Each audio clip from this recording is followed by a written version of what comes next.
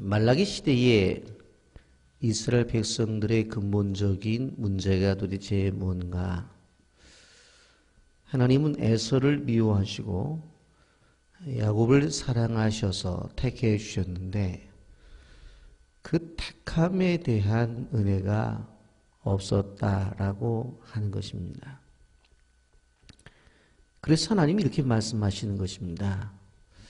야, 에서가 더 낫지 않니? 그런데 내가 에서를 택하지 아니하고 좀 부족해도 야곱을 택했는데 얼마나 그게 큰 은혜냐? 그렇게 얘기를 하니까 이스라엘 백성들이 뭐라고 얘기를 하냐면 하나님의 택함이라고 하는 게 뭐 그렇게 중요한 겁니까?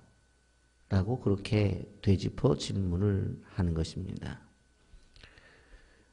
그렇게 되어지다 보니까 이스라엘 백성들 사이 속에서 많은 잘못된 모습들이 나타나는데 첫 번째로 잘못된 것이 예배가 부패가 되었습니다. 예배가 부패가 되면서 나타나는 것은 뭡니까? 하나님 앞에 제물을 온전히 드리지 않아요. 뭐 드린다고 가져왔는데 병든 것, 그리고 남의 것 훔쳐다가 드렸던 것입니다. 그리고 우리가 생각해 보았습니다. 많은 그들의 가정생활이 파괴가 되었어요.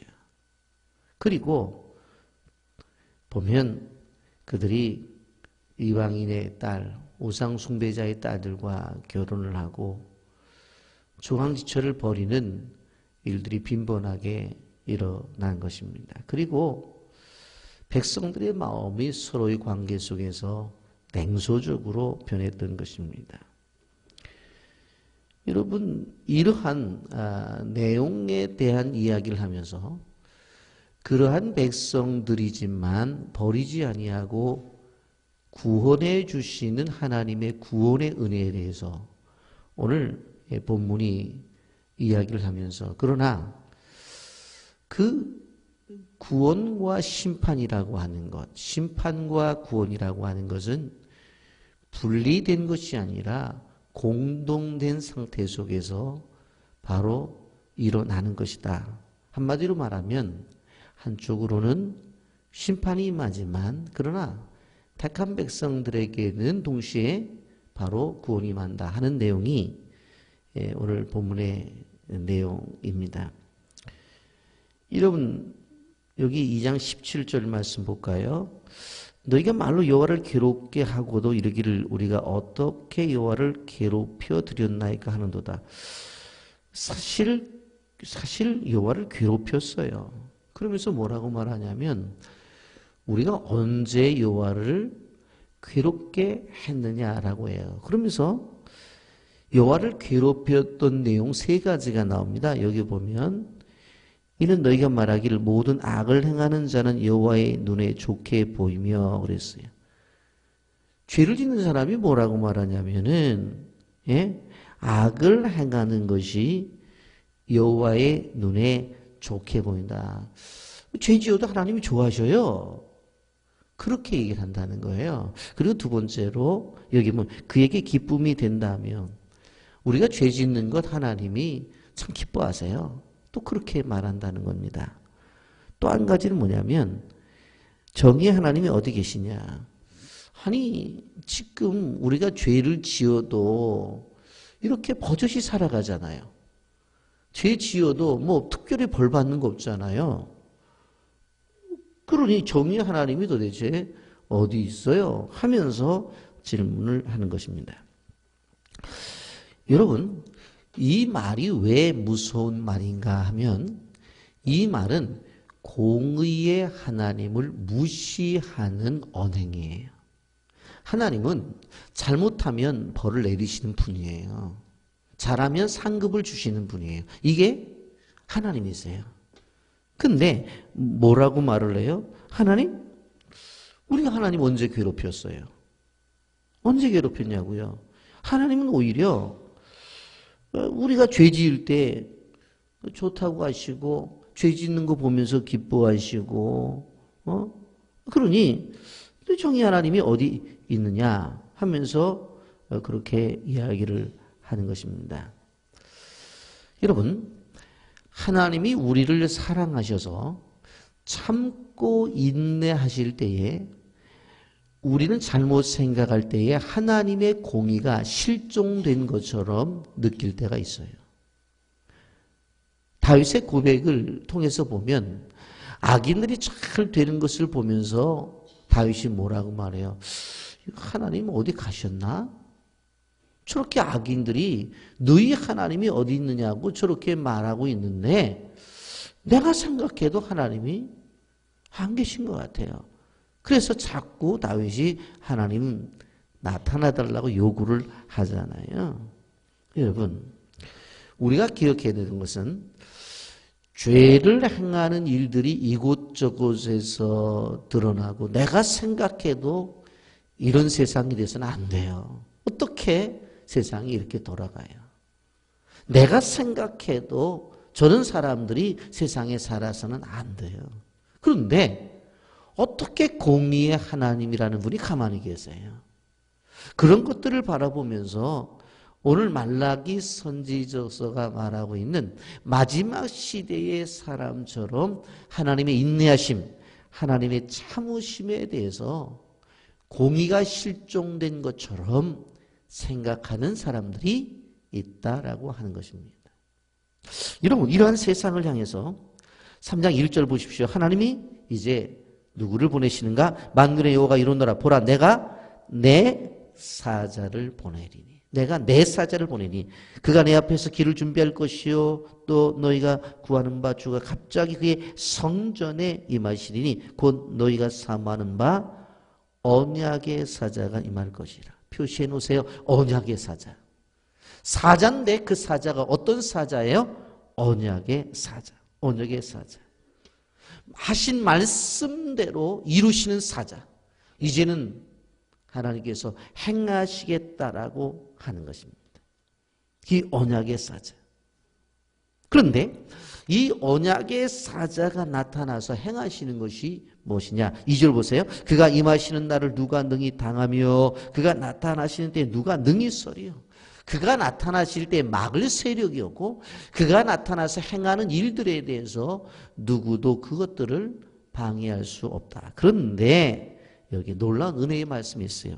그는 금을 연단하는 자의 불과 포백하는 자의 재물과 같을 것이라. 죄를 짓는 사람들에 대해서 심판을 이야기하면서 언약의 사자가 임할 것이라고 말씀한 다음에 잘못된 것들에 대해서 먼저 심판을 이야기하지 않고 어떻게 되어져요? 금을 연단하는 자의 불과 표백하는 자의 재물과 같을 것이라. 3절 그가 은을 연단하여 깨끗하게 하는 자와 같이 앉아서 레이자손을 깨끗하게 하되 금은 같이 그들을 연단하리니 그들이 공의로운 재물을 다 여호와께 바칠 것이라. 무슨 얘기입니까? 사죄함의 은혜를 먼저 이야기하는. 이게 하나님의 놀라운 사랑이에요. 여러분, 엄청난 잘못을 행하잖아요. 뭐라고 말해요? 우리가 하나님 뭘 괴롭게 했어요? 말해보시라고요. 그렇게 얘기를 해요. 그러면서 오히려 하나님은 우리가 죄 지을 때 좋다고 하지 않았어요? 우리가 잘못 행했을 때 야, 기쁘다고 말하지 않았어요? 하나님 어디 계신 거예요? 그럼 이거 매맞을 짓이잖아요. 그럼 우리가 생각하면 몽둥이 들어서 때리기부터 먼저 해야 되는데 하나님은 언약의 하나님으로 약속의 하나님으로 나타나시면서 먼저 죄를 벌하기 전에 먼저 못해요? 용서부터 하시는 거예요. 이게 하나님의 사랑이에요. 이게 하나님의 은혜라고 하는 거예요. 3장 1절에 언약의 사자가 임해서 그가 임하시는 날 누가 능히 당하며 나타나실 때 누가 능히 서겠느냐. 그런데 금을 연단하는 자의 불. 여러분, 금을 왜 연단하죠? 불순물을 없애기 위해서. 그래서 순금을 만들어 갈 때에 이 불로 연단하는 거예요. 제가 교육전사로 있었을 때에 저희 교회에 금은방을 하는 정집사님이라는 분이 계셨어요. 그런데 그분이 저한테 그러는 거예요. 전사님, 금을 연단하는 것을 순금 만드는 거 보셨습니까? 그랬더니 못 봤습니다. 그랬더니 금은방 가게 안에 작업실이 있더라고요.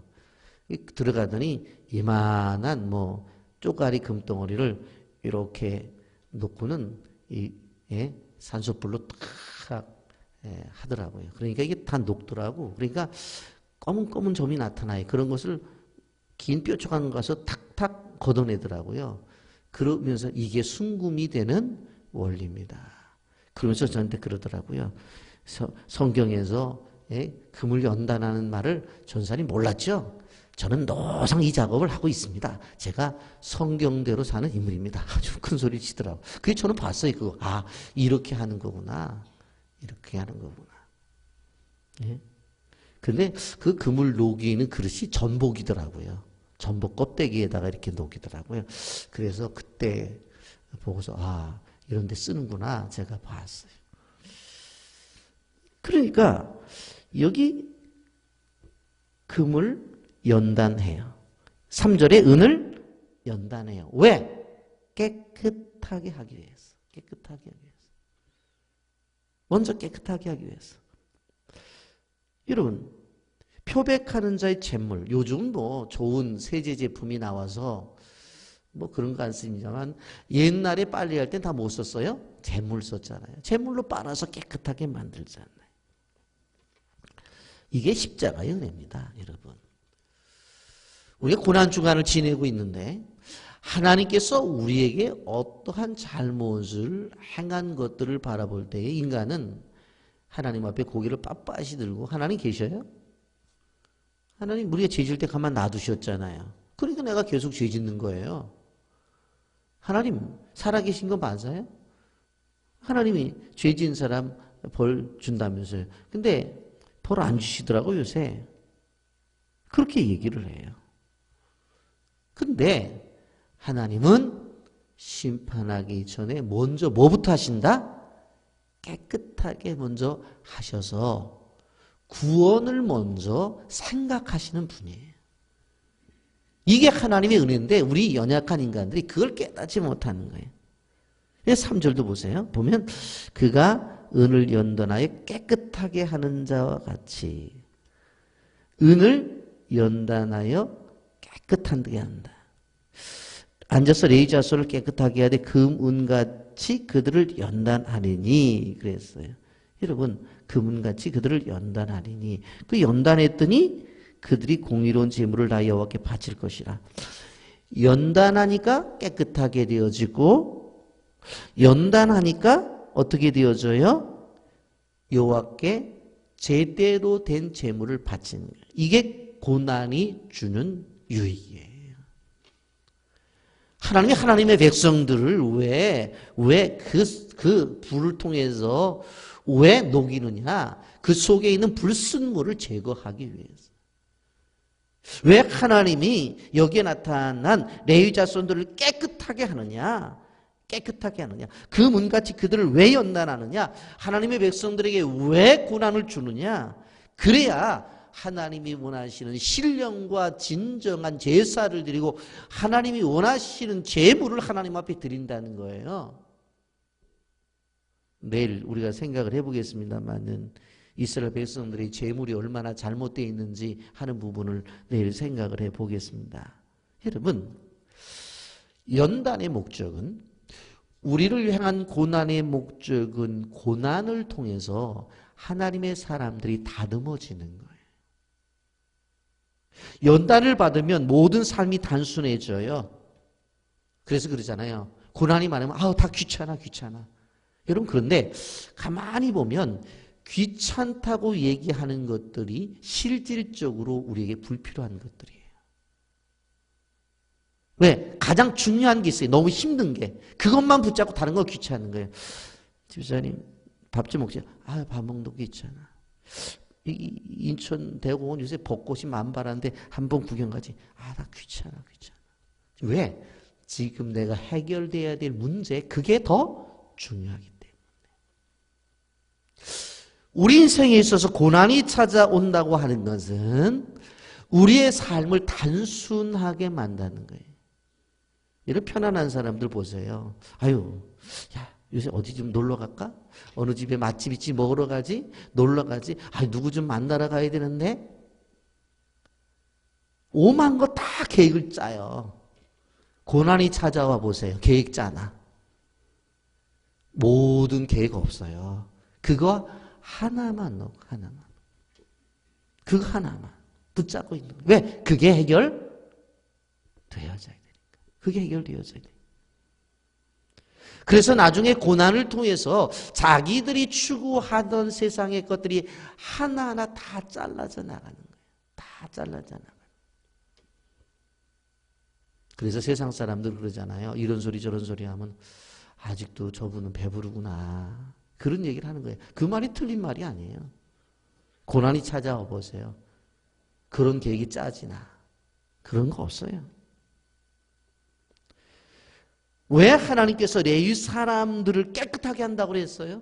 우리가 이미 생각해 봤지만 예배가 온전한 예배가 아니기 때문에 레위 자손을 통해서 바른 제사가 드려져야 되는데 그 제사가 안 드려지니까 먼저 레위 사람들 지도자들을 바로 세워야 되는 거예요.